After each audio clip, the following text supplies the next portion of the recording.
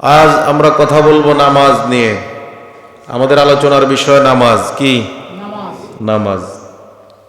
এই নামাজ আমাদের উপর যদিও ফরজ, আস্তে আস্তে এই নামাজ আমাদের থেকে হারিয়ে যাচ্ছে, ঠিক কি না?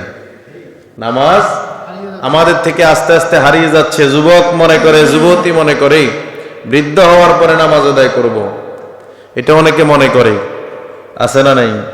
কিন্তু আমার জন্য 10 বছর বয়স থেকে নামাজের প্রহারের নির্দেশনা পিতামাতাকে দিছে কি দেয় নাই? দিছে না? দিছে। তাহলে বোঝা যায় এই নামাজ আমার প্রতি ফরজ। দিনে এবং রাতে কত ওয়াক্ত? কত? 5 ওয়াক্ত। কিন্তু আমরা অনেকেই আছি 5 ওয়াক্ত নামাজ তো দূরে থাক, 2 ওয়াক্ত 1 ওয়াক্ত কেউই পড়ি না। অথচ 5 ওয়াক্ত নামাজের মধ্যে 1 ওয়াক্ত নামাজ যদি প্রতিদিন আমার দ্বারা আদায় কম হয়, আদায় না হয়, আমি প্রত্যেকটা ওয়াক্তের জন্য রব্বুল আলামিনের কাছে আসামি। নাউজুবিল্লাহ। প্রত্যেকটা ওয়াক্তের জন্য আসামি। সুতরাং সাবধান, আমার নামাজ আমাকে আদায় করে যেতে হবে, অন্য কেউ আমার নামাজ আদায় করার কোনো সুযোগ নাই। আমি আর আপনি নিজেকে মুসলমান দাবি করি, মুমিন দাবি করি কিনা? আমরা জানি যেটাকে বাংলায় বলা হয় ইসলামের মূল ভিত্তি 5টি। সহিহ বুখারী হাদিস নাম্বার 8, সহিহ বুখারী হাদিস নাম্বার 8। আব্দুল্লাহ ইবনে ওমর রাদিয়াল্লাহু তাআলা থেকে হাদিসটা বর্ণনা। আল্লাহ রাসূল সাল্লাল্লাহু আলাইহি ওয়াসাল্লাম বলেন, বুনিয়াল ইসলামে আলা 5, মাত্র 5টা হচ্ছে ইসলামের মূল ভিত্তি। তার প্রথমটা হচ্ছে শাহাদাতিন আল্লাহ ইলাহা ইল্লাল্লাহ ওয়া আন্না মুহাম্মাদুর রাসূলুল্লাহ সাল্লাল্লাহু। প্রথমটি হচ্ছে আল্লাহ রাব্বুল আলামিন এক, এই সাক্ষ্য দেওয়া। 1 নম্বরে আপনি একটার ভিতরে কি করবেন? আল্লাহ এক, এই সাক্ষী দিবেন। পাশাপাশি আল্লাহ রাসূল সাল্লাল্লাহু আলাইহি ওয়াসাল্লাম আল্লাহর পক্ষ থেকে প্রেরিত রাসূল, এটাও ঘোষণা দিবেন। এটা হলো 1 নাম্বার। ওয়া ইকামিস সালাত, 2 নাম্বার বলা হয়েছে নামাজ প্রতিষ্ঠা করা। ইসলামের 5টি স্তম্ভের দ্বিতীয় স্তম্ভ নামাজ প্রতিষ্ঠা করা। ওয়া ইতাইজ যাকাত, যদি আমার আপনার উপর যাকাত ফরজ হয়, সেই যাকাত প্রদান করাও, এটাও ইসলামের 3 নাম্বার ভিত্তি বা ফাউন্ডেশন। ফাউন্ডেশন ছাড়া যেমন এই ঘরটা থাকবে না, এই বিল্ডিংটা থাকবে না, এই ফাউন্ডেশন ছাড়াও কিন্তু কি আমার আর আপনার ঈমান টিকে থাকবে না। 4 নাম্বার বলা হয়েছে ওয়াল হজ, হজ যদি ফরজ হয় তাহলে সে কি করবে? হজ করবে। 5 নাম্বার বলা হয়েছে ওয়া সাওমু রমাদান, রমজান মাস আসলে তার উপর রোজা রাখা ফরজ, সে রোজা রাখবে। কয়টা গেল? 5টা। সহিহ বুখারী 8 নাম্বার হাদিস দ্বারা প্রমাণিত। ইসলামের ভিত্তি 5টা। শুআবুল ঈমান কানজুল উম্মালের হাদিস। আল্লাহ রাসূল সাল্লাল্লাহু আলাইহি ওয়াসাল্লাম বলেন, আস-সালাতু ইমাদুদ্দিন, নামাজ হচ্ছে ইসলামের খুঁটি। ইসলামের কি? নামাজ। কি? ফাউন্ডেশনটাই কি? নামাজ। ইসলামের ফাউন্ডেশন হচ্ছে নামাজ। মান আকামাহা ফাকাদ আকামাদ-দ্বীন, যেই ব্যক্তি এই নামাজকে প্রতিষ্ঠা করবে, সে তার খুঁটিটা, তার ফাউন্ডেশনটা, তার ভিত্তিটা ঠিক রাখবে। ওমান হাদামাহা, আর যে ব্যক্তি এই নামাজ প্রতিষ্ঠা করবে না, নামাজের কাছেও থাকবে না, নামাজ আদায় করবে না, আল্লাহর এই হুকুম মানবে না, আল্লাহ রাসূল সাল্লাল্লাহু আলাইহি ওয়াসাল্লাম একই হাদিসে বলেন, ফাকাদ হাদামাদ-দ্বীন, সে ইসলামকে ধ্বংস করলো, তার ইসলামের, তার ধর্মের খুঁটিটাকে সে ভেঙে দিল। নাউজুবিল্লাহ। আমরা মুসলমানের সন্তান হয়ে নিজেদেরকে মুসলমানের সন্তান দাবি করি। আমরা মনে করি যে আমি হয়তোবা যা ইবাদত করতেছি, আমি জন্মসূত্রে মুসলমান, এই জন্য যাই করি সমস্যা নাই। কিন্তু আমার মধ্যে আল্লাহ রাব্বুল আলামিনের বিধিবিধান আছে না নাই? বাধ্যবাধকতা আছে না নাই? আল্লাহর নির্দেশনা মানতে হবে, এগুলো আমার প্রতি বাধ্যবাধকতা আছে না নাই? আছে। সহিহ মুসলিমের হাদিস, একই হাদিস রিয়াদুস সালিহিন 1078 নম্বর হাদিস। বাইনার রাজুলু ওয়া বাইনা শিরকি ওয়াল কুফরি তারাকাস সালাত। আল্লাহ রাসূল সাল্লাল্লাহু আলাইহি ওয়াসাল্লাম বলছেন, কোন মানুষের মধ্যে শিরক এবং কুফরের মধ্যে পার্থক্য হচ্ছে নামাজ ছেড়ে দেওয়া। কি করা? কাফির মুমিনের মধ্যে ব্যবধান নামাজ। কি? নামাজ। এখন আমরা এই নামাজ পড়তে চাই না, যারা পড়ি তারাও নামাজের নিয়ম মাফিক নামাজ আদায় করি না। আল্লাহ রাসূল সাল্লাল্লাহু আলাইহি ওয়াসাল্লাম যেভাবে নামাজ আদায় করছেন সেভাবে আমরা নামাজ যদি আদায় না করি, আমার আর আপনার নামাজ কবুল হওয়ার কোনো সুযোগ নাই। এখন আমি আপনি জিন্দেগি ভর নামাজ আদায় করতেছি, পড়তেছি, নামাজের হক আদায় করি না। কোন জায়গায় কিভাবে কোনটা কি করতে হবে সেটাও আমরা জানি না। আল্লাহ রাসূল কিভাবে সাহাবায়ে কেরামদেরকে নামাজ শিখিয়েছিলেন সেটাও আমরা শিখি না। তাহলে বোঝা যায় আমার এই নামাজ আমাকে আদৌ মুক্তির কোনো রাস্তা খুঁজে দিবে না। দেওয়ার সম্ভাবনা আছে? দেওয়ার কোনো সম্ভাবনা নাই। সূরা বাকারা আয়াত নাম্বার 43 আল্লাহ রাব্বুল আলামিন বললেন, ওয়া আকিমুস সালাত, আল্লাহ আদেশ দিলেন আর তোমরা নামাজ প্রতিষ্ঠা করো। ওয়া আতুজ যাকাত, এরপরে যাকাত ফরজ যদি হয়ে থাকে যাকাত দাও। ওয়ারকাউ মা'আর রাকিঈন, রুকুকারীদের সাথে তোমরা রুকু করো। কে আদেশ দিয়েছে? আল্লাহ রাব্বুল আলামিন। নামাজ প্রতিষ্ঠা করার কথা বলা হয়েছে, নিজে নামাজ আদায় করব এমনটি না, নিজে আদায় করতে হবে, পরিবার পরিজনের মধ্যে সন্তানাদি, পুত্রবধূ, এমনকি আমার সন্তান, ছেলে কিংবা মেয়ে, স্ত্রী, যাই হোক না কেন, ভাই বোন বন্ধু যারা আছে সবাইকে নামাজের আওতায় নিয়ে আসা, এটাও আমার জন্য ফরজ। আমি শুধু নামাজ আদায় করব, আমার ফ্যামিলি মেম্বার বেনামাজি হয়ে যাবে, এর দায়ভারও কিন্তু আমাকেই নিতে হবে কিনা? হবে কিনা? এজন্য আল্লাহ বলছেন, ওয়া আকিমুস সালাত, নামাজ প্রতিষ্ঠা করো। ব্যক্তিগত, সামাজিক, পারিবারিক, রাষ্ট্রীয়ভাবে সব জায়গায় নামাজ প্রতিষ্ঠা করো। ওয়া আতুজ যাকাত ওয়ারকাউ মা'আর রাকিঈন, রুকুকারীদের সাথে তোমরা রুকু করো। আদেশ কার? আল্লাহর। এই যে রুকুকারীদের সাথে রুকু করো মানে জামাতের সহিত নামাজ আদায় করো। জামাতে নামাজ আদায় করলে সওয়াব ফজিলত কম না বেশি? নামাজ প্রতিষ্ঠা করতে হলে জামাতে নামাজ আদায় করতে হবে বেশি বেশি, ঠিক কিনা? তাহলে নামাজ প্রতিষ্ঠিত হবে, না হয় নামাজ প্রতিষ্ঠিত হওয়ার কোনো সুযোগ নাই। এজন্য সহিহ বুখারী হাদিস নাম্বার 645, মুসলিম হাদিস নাম্বার 1509 নম্বর হাদিস, আন আব্দুল্লাহ ইবনে ওমর রাদিয়াল্লাহু আনহু قال قال رسول الله সাল্লাল্লাহু আলাইহি ওয়াসাল্লাম, হযরত আব্দুল্লাহ ইবনে ওমর বলেন, আল্লাহ রাসূল সাল্লাল্লাহু আলাইহি ওয়াসাল্লাম ইরশাদ করেন, সলাতুল জামাআতি তাবদুলু, জামাতে নামাজ পড়ার ফজিলত, সলাতুল ফাজরি বি27 দারাজাত, জামাতে নামাজ আদায় করার ফজিলত একাকী নামাজ আদায় করার চেয়ে 27 গুণ বেশি। কত কত গুণ? আমি বাসায় আসরের নামাজ পড়লাম একা একা, আমি যেই সওয়াব পাইলাম আপনি জামাতে পড়ার কারণে তার চেয়ে 27 গুণ বেশি পাইছেন। তাইলে আমি পড়লাম একবার, আপনি একবার পড়ে, আমি একবার পড়ে একবার পাইলাম, আপনি একবার পড়ে 27 বার পাইলেন। সুবহানাল্লাহ। তো আসতে তাহলে ওয়ারকাউ মা'আর রাকিঈন, রুকুকারীদের সাথে রুকু করো। জামাতে নামাজ আদায় করার দরকার আছে না নাই? আছে।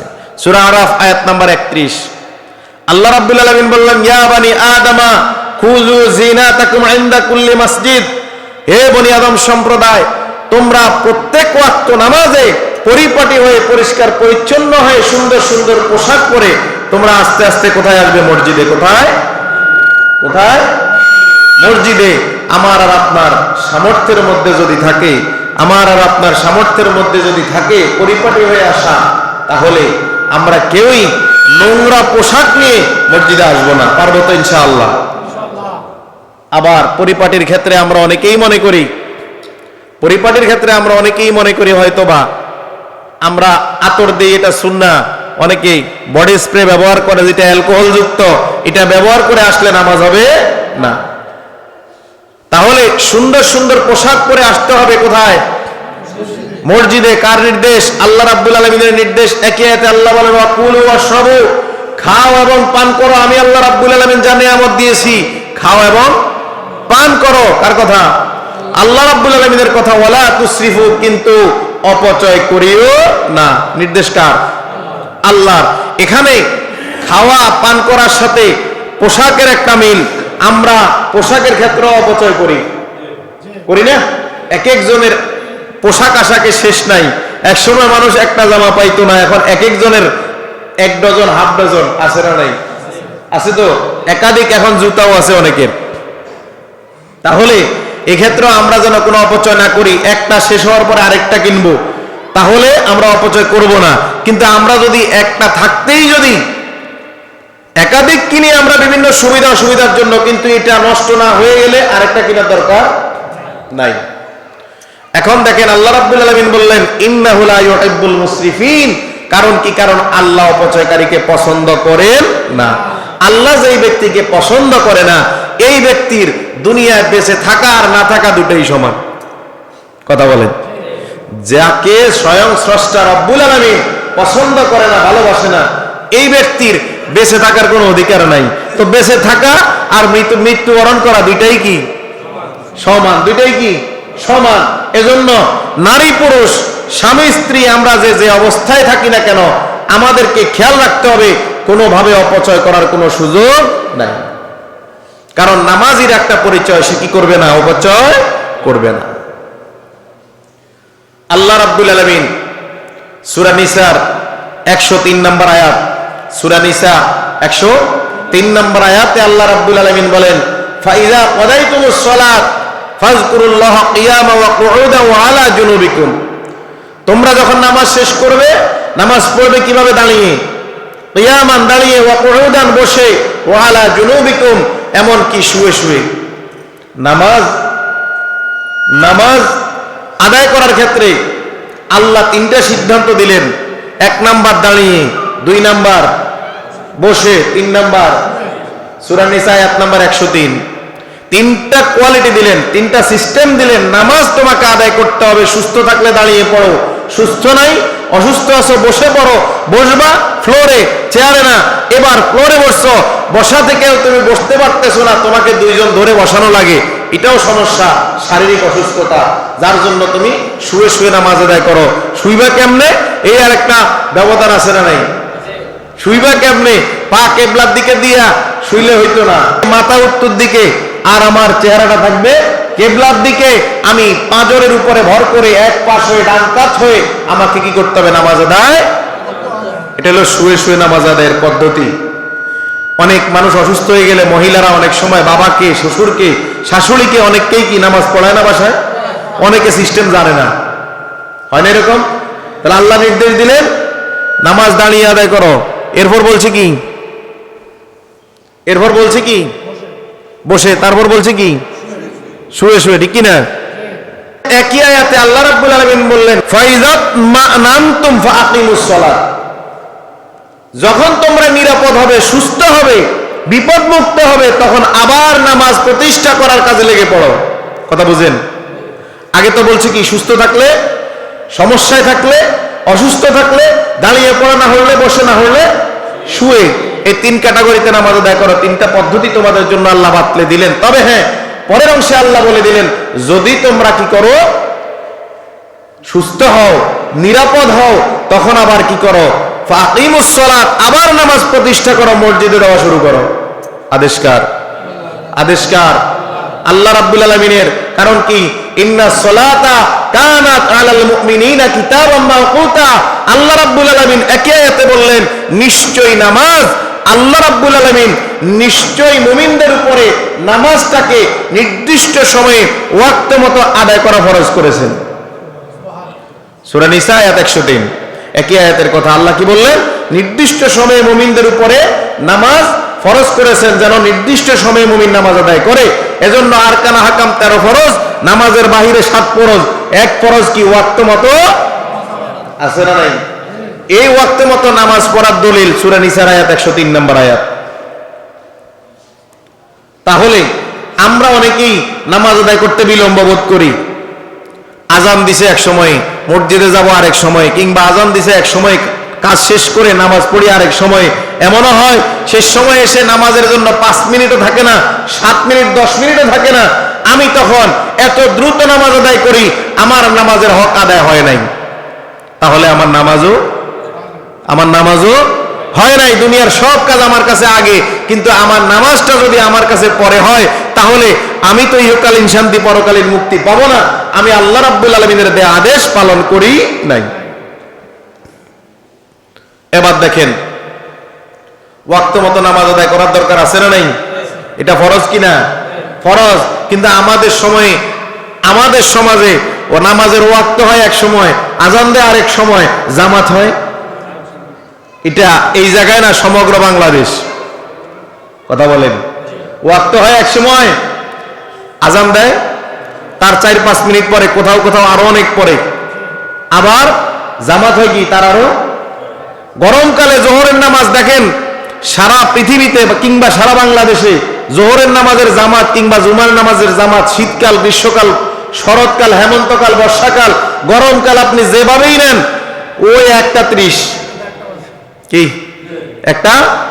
আল্লাহ রাসূলের স্পষ্ট হাদিস, গরমকালে তীব্র তাপদা যখন ও প্রচন্ড গরম, সে সময় জোহরের নামাজ দেরিতে পড়তে হবে, যখন একটু ঠান্ডা হয়, পরিবেশ কি হয়।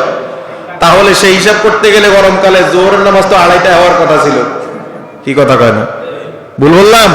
রাসূলের স্পষ্ট হাদিস দ্বারা প্রমাণিত। কিন্তু আমরা ওই যে 1:30, এই 30-এর মধ্যেই আছি। কোন মসজিদে যদি কোনো কারণবশত জামাত গরমকালে 2:30টায় দেয়, 2:15টায় দেয়, ওই এলাকার হুজুর তো হুজুরের 14 গোষ্ঠী, কোনোটা বাদ থাকতো না। ভুল বললাম কথাগুলো?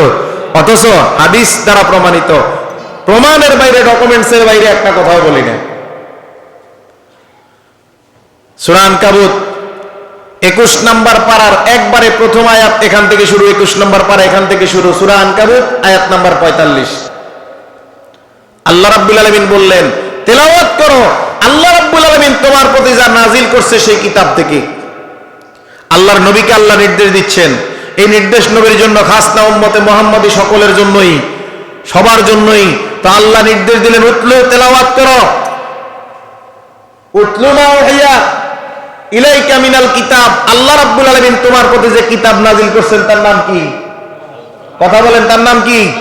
আল কোরআন। তো আল্লাহ রাব্বুল আলামিন যে কোরআন তোমাদের প্রতি নাজিল করা হয়েছে সেখান থেকে পড়ো। এরপর বলছে ওয়া আকিমিস সালাত। এরপর আল্লাহ বললেন নামাজ প্রতিষ্ঠা করো।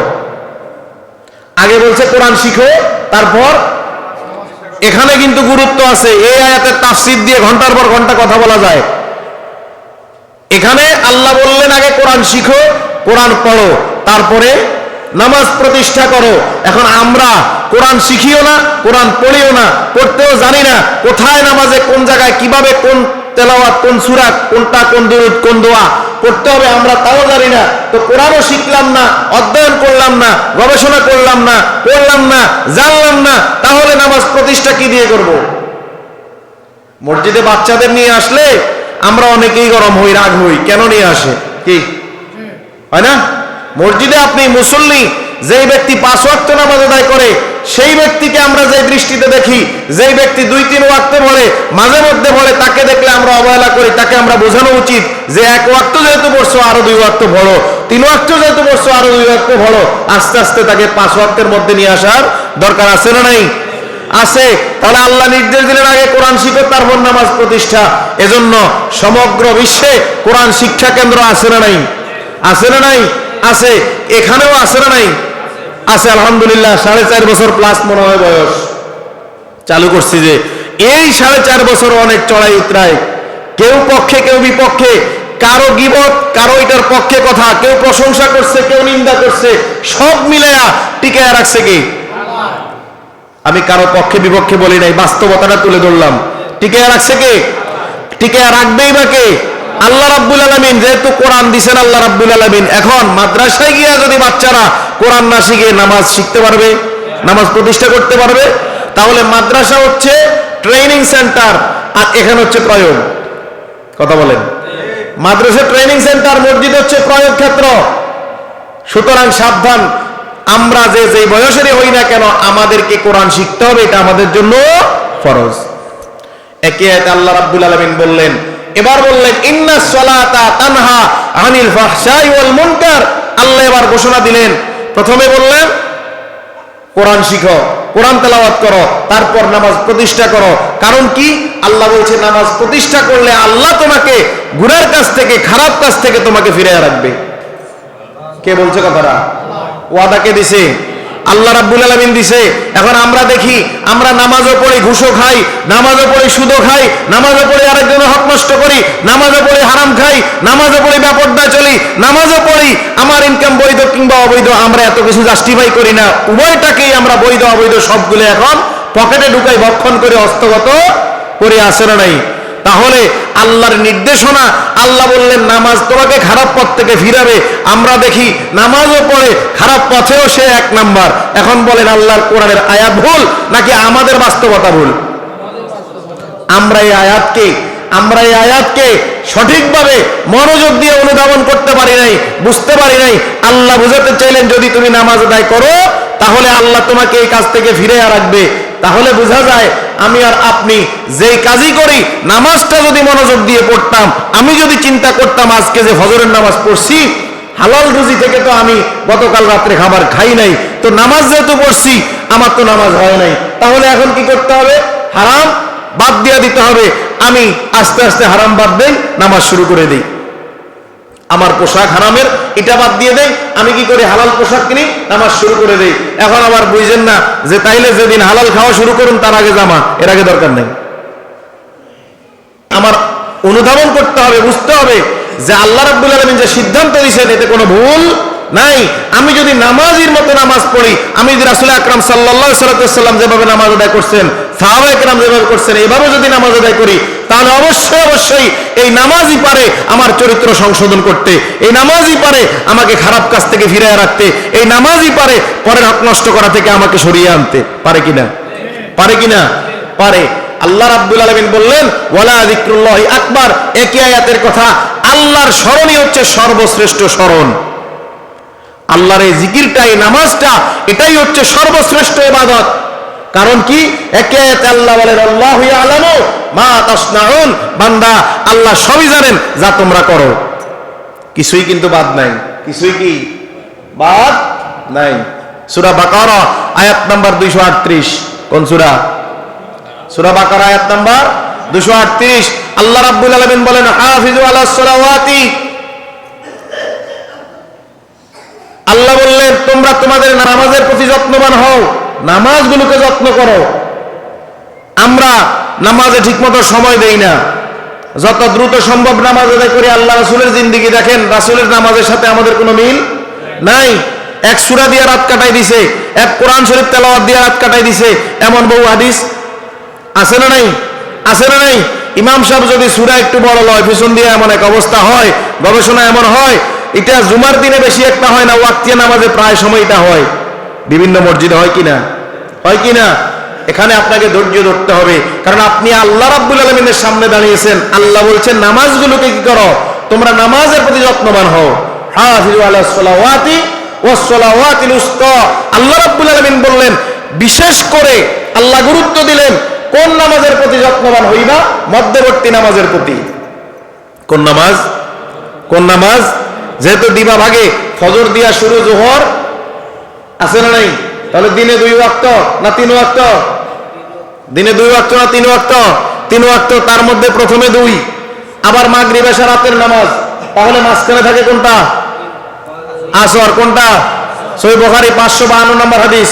সহিহ বুখারী 552 নম্বর হাদিস। এই আয়াতের তাফসিরে জাকারিয়ার মধ্যে হাদিসটা নিয়ে আসছে মুফাসসির।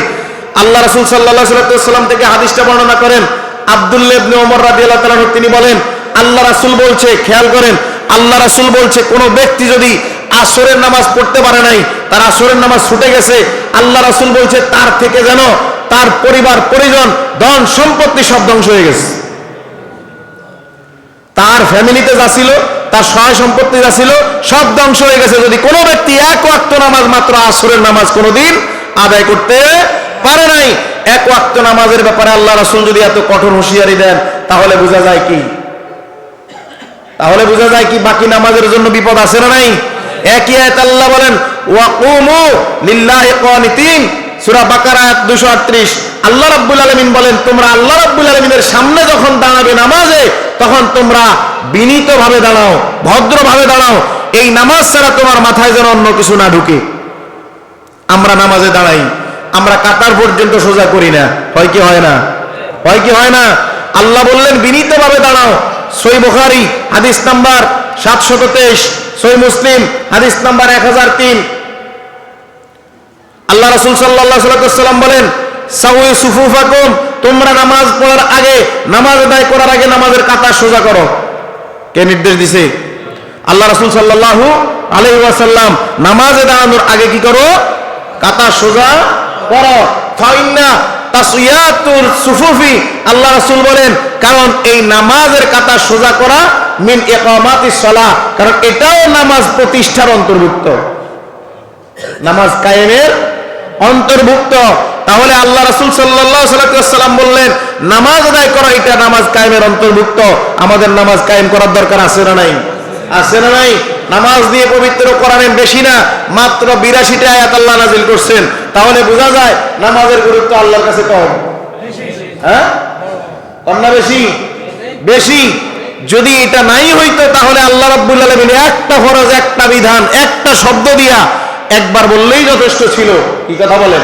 বিভিন্ন আঙ্গিকে, বিভিন্ন প্রেক্ষাপটে, বিভিন্ন ভাবে, বিভিন্ন দিক দিয়ে আল্লাহ রাব্বুল আলামিন আল্লাহর বান্দাদেরকে বোঝাচ্ছেন নামাজ তোমাকে আদায় করতেই হবে, এর বিকল্প কিছু নাই। সূরা বনী ইসরাইল আয়াত নাম্বার 78, সূরা বনী ইসরাইল আয়াত নাম্বার 78, আল্লাহ রাব্বুল আলামিন বলেন, আকিমুস সালাতা লিদুলুকিশ শামস ইলা গাসাকিল লাইল ওয়া কুরআনাল ফাজর ইন্না কুরআনাল ফাজরি কানা মাশহুদা। আয়াতটা আমাদের অনেকের কাছেই পরিচিত, ঠিক কি না? আল্লাহ বললেন, আকিমিস সালাতা লিদুলুকিশ শামস, সূর্য যখন ঢলে পড়ে, হেলে যায়, তখন তোমরা নামাজ আদায় করো, নামাজ প্রতিষ্ঠা করো। কার কথা? কার কথা? আল্লাহ রাব্বুল আলামিনের কথা। ইলা গাসাকিল লাইল, সূর্য ঢলে যাওয়ার পর থেকে রাতের অন্ধকার পর্যন্ত তোমরা নামাজ আদায় করো। মুফাসসিরিনে কেরাম এখান থেকে রাসূলের হাদিস দিয়ে ব্যাখ্যা করে বুঝতে পারলেন সূর্য ঢলে যায় দুপুর হওয়ার পরে, দুপুর হওয়ার পরে, তখনই আল্লাহ রাসূল সাল্লাল্লাহু আলাইহি ওয়াসাল্লামের হাদিস দ্বারা প্রমাণিত। তাহলে বোঝা যায় কোরআনের আয়াতের তাফসীর যে জোহরের নামাজের ওয়াক্ত হয় সূর্য ঢলে যাওয়ার পরে, এরপরে আসর হইল 2টা, মাগরিব, এরপরে এশা, কয়টা হয়েছে? তাহলে সূর্য হেলে যাওয়া থেকে রাতের অন্ধকার পর্যন্ত 4 ওয়াক্ত নামাজ পাওয়া যায়, পাওয়া যায়। ইলা ওয়াসাকিল লাইল, এরপর আল্লাহ বললেন, ওয়া কুরআনাল ফজর, ফজরের নামাজে তোমরা কোরআন তেলাওয়াত করো, কোরআন শুনো। ওয়া কুরআনাল ফাজর ইন্না কুরআনাল ফাজরি কানা মাশহুদা। এই অংশ দ্বারা আবার মুফাসসিরিনে কেরাম বলেন যে ফজরের নামাজ, ফজরের নামাজ তুমি যদি ইমামের পেছনে দাঁড়িয়ে ফজরের নামাজ আদায় করতে পারো জামাতে, তাহলে এই কোরআন তেলাওয়াতটাই তোমার পক্ষে হাসর ময়দানে সাক্ষ্য দিবে। কি করবে? কি করবে? এখন আমরা কি আসি ফজরে? কথা কয় না। হ্যাঁ, জুমায় যা থাকে তার 4 ভাগের 1 ভাগ ওয়াক্তিয়া, কোনো ওয়াক্তিয়া থাকে না। ওয়াক্তিয়ার মধ্যে 4 ওয়াক্তে যা থাকে তার মধ্যে বেশিরভাগ মাগরিবে হয় মানুষ, নাকি? কারণ আছে তো, ওই সময় দোকানে বসে থাকলে একটা লোক দেখলে জিজ্ঞাসা করবে, নামাজে যাও না কি? তখন তো আল্লাহকে ভয় করে নামাজে আসে নাই, আসছে কাকে ভয় করে? মানুষকে, আল্লাহর বান্দাকে ভয় করে, ঠিক কিনা? এজন্য আল্লাহ রাসূল সাল্লাল্লাহু আলাইহি ওয়াসাল্লাম যে কথাগুলো বলছেন, আল্লাহ রাব্বুল আলামিন যে নির্দেশনা দিয়েছেন, আমাকে আপনাকে কি করতে হবে? নামাজ যথাসময়ে আদায় করতে হবে। ফজরের নামাজটা যদি আমি আপনি পড়তে পারি। এখন আবার লেটেস্ট সমস্যা দেখা দিছে, বুঝবেন কি সমস্যা? বহু মানুষ, বহু মুসল্লি ফজরের নামাজ পড়ার পরে এবার ফেসবুকে স্ট্যাটাস দেয়, হাঁটে ব্যায়াম করে, বরকতময় ফজর। কি দেয়? কত নাম্বারের গাধা! ইবাদত যার যার পার্সোনাল। কথা বলেন, এই ইবাদত মানুষকে দেখানোর জন্য না। ফজর আপনি আদায় করছেন, হাজিরা দিচ্ছেন রব্বুল আলামিনের দরবারে, এটা ফেসবুকে প্রচার করার কিছু নাই। এটা হচ্ছে প্রচারের মাধ্যম, হচ্ছে এক ধরনের ভণ্ডামি, মানুষকে বোঝানো, দেখানো আমি আজকে ফজরের নামাজ আদায় করছি। অথচ আল্লাহ বললেন সূরা মাউন আয়াত নাম্বার 4, 5, 6, আল্লাহ বললেন, ফাওয়াইলুল লিল মুসাল্লিন, ধ্বংস সেই সকল নামাজীদের জন্য। আল্লাযীনা হুম আন সালাতিহিম সাহুন, যারা নিজেদের নামাজের প্রতি অমনোযোগী। কেমন অমনোযোগী? নামাজে দাঁড়াইছে বাজারের হিসাব করে, নামাজে দাঁড়াইছে কোথায় যাইতে হবে, কোন জায়গায় কি প্রোগ্রাম আছে, নামাজে দাঁড়াইছে সব হিসাব মাথায়। কথা কয় না? নামাজে দাঁড়াইছে এত কিছু তার মাথায়, তাহলে সে নামাজে অমনোযোগী। এই নামাজের জন্য ধ্বংস কে ঘোষণা দিচ্ছেন? কে ঘোষণা দিচ্ছেন? আজান দেয়, দেখ না অসুবিধা কি, আরেকটু পরে যায়, আরেকটু পরে যায়, এই আরেকটু পরে পরে করে শেষ সময় আসে, এই লোকটাও নামাজের প্রতি অমনোযোগী। কথা বলেন। একটা মাসালা, বহু লোক যখন দেখে যে জামাত চলে, এখন ইমাম রুকুতে যাবে, না হয় সেজদায় যাবে, বাহির থেকে আপনি কোন রকম আসছেন, ওযু করছেন, ঠিকমতো অঙ্গ প্রত্যঙ্গ ধোয়া হয়েছে কিনা এটা বুঝেন নাই, তাড়াহুড়া করছেন তো, ঠিক কিনা? এইবার আপনি আসলেন যে মসজিদ এখন প্রায় মসজিদে টাইলস, আপনি যা আসলেন দৌড়াইয়া তাড়াতাড়ি করে তাড়াহুড়া করে, আপনি তাড়াহুড়ো করে জামাত ধরার কোনো সুযোগ নাই। আপনি চিন্তা করলেন এখন যদি যায় রুকুটা পাই তাহলে আমার একটা রাকাত পাওয়া যাবে। এই তাড়াহুড়ো করে আসলেন, তাড়াহুড়ো করে এখানে কোন রকম ধরার জন্য এই যে দৌড় দিলেন, আপনি পড়তে পারেন, মাথা ফাটতে পারে, মরে যাইতে পারেন, অথবা কারো ক্ষতি হইতে পারে, নিজেরও ক্ষতি। অসম্ভব কিছু। আপনি আসবেন কিভাবে? একবারে স্লো স্টাইলে, স্লো মোশনে এসে আপনি ধীরে ধীরে একবারে সুন্দরভাবে ধীরে সুস্থে নামাজ পড়বেন। আপনি নামাজ দ্রুত এসে নামাজে দাঁড়ায় সূরা তো মুখে দিয়ে আসে না, এখন কিং কোবরার মতো শুধু শো আওয়াজ আসে। কি কিং কোবরা বুঝেন না? অনেকে বুঝেন না। গ্রাম্য ভাষায় যেটাকে সাপ বলে, কি সাপ? ফনা তোলে যেটা। হ্যাঁ, এতক্ষণে বুঝে আসছে কেন? এখন সময় বোনা আওয়াজ দিব না সূরা পড়বো কোনটা? তা আল্লাহ বললেন ফাওয়াইলুল লিল মুসাল্লিন আল্লাযিনা হুম আন সালাতিহিম সাহুন। শেষের আয়াতটা আল্লাহ বলছেন আল্লাযিনা হুম ইউরাউন। এই মানুষগুলো লোক দেখানোর জন্য নামাজ আদায় করে। কি করে? তাহলে কোন স্ট্যাটাস দেওয়া যাবে না ইবাদতের প্রেক্ষিতে, মনে থাকবে তো? আল্লাহ আমাদের বুঝার তৌফিক দেখ বলে আমিন।